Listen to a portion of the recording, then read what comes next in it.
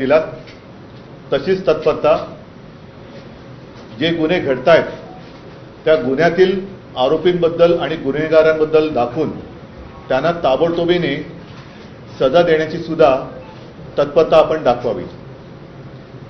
साहजिकच आहे की माननीय उच्च न्यायालयाचा निर्णय हा आम्हाला मान्य नाही, परंतु कोर्टाचा आदर ठेवावा लागतो।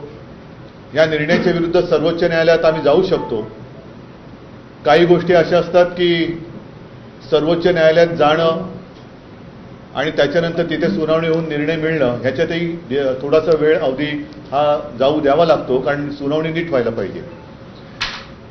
ह्या घटना अशा आहेत आणि ह्या बंदचं कारण हे वेगळं होतं। सर्वोच्च न्यायालयात जाण्याची आता ही वेळ नाहीये, कारण सर्वोच्च न्यायालयात जाणार, अपील होणार आणि त्याच्यामध्ये जनतेच्या मनातला जो काही उद्रेक आहे, संताप आहे, तो जर का आणखीन उफाळला तर मग सगळ्यांनाच कठीण होईल। आणि म्हणून असं आम्ही ठरवलेलं आहे, ज्याप्रमाणे माननीय पवार साहेबांनी सुद्धा आवाहन केले की उद्याचा बंद मागे घ्यावा, तर उद्याचा बंद आम्ही मागे जरूर घेतो आहोत। मात्र राज्यभर प्रत्येक गावात, प्रत्येक शहरातल्या आणि गावातल्या मुख्य चौकात महाविकास आघाडीचे सगळे नेते आणि कार्यकर्ते तोंडाला काळ्या फिती बांधून हातात काळे झेंडे घेऊन या सगळ्याच गोष्टीचा निषेध करतील।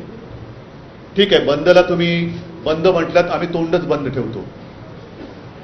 एकूणच या लोकशाही मानणाऱ्या देशामध्ये फ्रीडम ऑफ एक्सप्रेशन ही गोष्ट आता शिल्लक आहे की नाही, मोर्चे, संप, हरताळ याला सुद्धा बंदी केली आहे का, लोकांनी भावना व्यक्त करायच्या नाहीत का, याच्यावरती घटनातज्ञांनी आपली मतं तत्परतेने मांडली पाहिजेत। मी दुपारच्या माझ्या आव्हान आणि आवाहन याच्यामध्ये फरक आहे।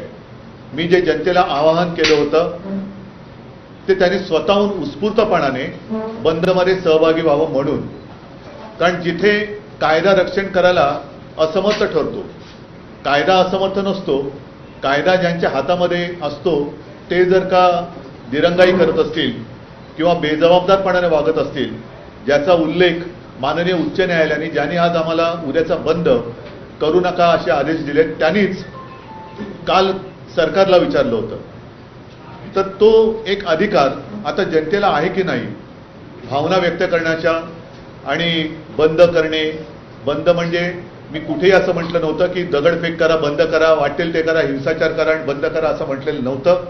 मी उत्स्फूर्तपणे बंद करा, कारण ही जी गोष्ट घडलेली आहे ही प्रत्येक घरातली चिंतेची गोष्ट आहे।